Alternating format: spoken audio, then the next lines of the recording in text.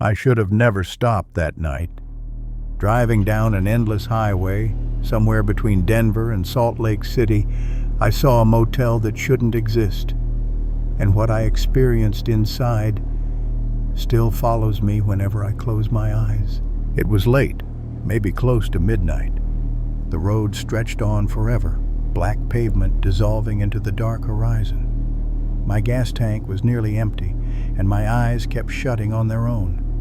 Every sound of the car felt louder in the silence, the tires against asphalt, the hum of the engine, the faint rattle of loose change in the cup holder.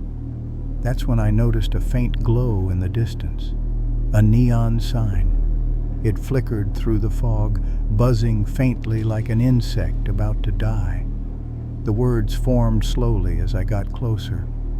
Moonlight Motel, vacancy. I felt relief, a place to rest, a place to escape the endless dark highway, or so I thought.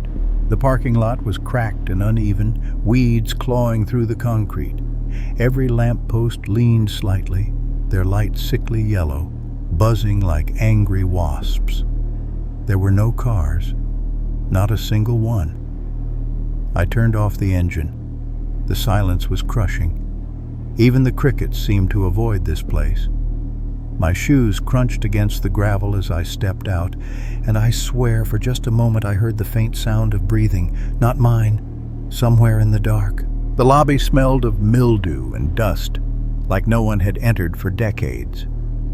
Behind the counter, a wall of hooks held keys, but only one key remained. Room 6. The brass key hung there, dull and tarnished, as if waiting for me. I rang the bell on the counter. The sharp ding echoed down the empty hallways, but no one came. And yet, the air shifted, as if the building itself had heard me. I took the key. The hallway stretched unnaturally long, doors on either side with numbers painted crookedly. The lights flickered, buzzing with each step I took.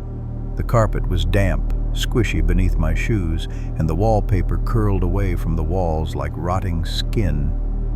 Every door looked the same, except mine, room 6. Its number was carved into the wood, as though someone had scratched it in desperation. The door creaked open into a stale, suffocating air. The room looked untouched for decades. The bedspread was faded, stained with shapes I didn't want to recognize. A single lamp flickered in the corner. The TV clicked on by itself, filling the room with static. I shut it off quickly, but in the split second before the screen went dark, I thought I saw a reflection. Not mine. Dropping my bag on the floor, I collapsed onto the bed. That's when I noticed the wall beside me. Words had been scratched deep into the plaster, hidden beneath layers of peeling wallpaper. Don't stay past midnight. I laughed nervously, but the sound died in my throat, because beside the writing were fingernail marks. The clock on the nightstand wasn't working when I came in. Now it was ticking, loud, too loud. Each second snapped like a whip. I closed my eyes, but a sound ripped them open again. Knock, knock, knock. Someone was at my door. "Housekeeping," a man's voice said. Flat, expressionless. I looked under the door. No shadow, no feet. The knob rattled violently. I stumbled back, clutching my bag until it stopped, and the silence returned, thicker than before. The TV blared to life again, static roaring so loud it shook the walls. And through the static, a whisper, "You shouldn't be here." The lamp shattered, plunging the room into darkness. The air turned ice cold. My breath came out in clouds. The scratches on the wall glowed faintly, and the words changed. They now read, "Too late." A drip hit my shoulder, thick, cold, black. It dripped from the ceiling, spreading across the walls like veins.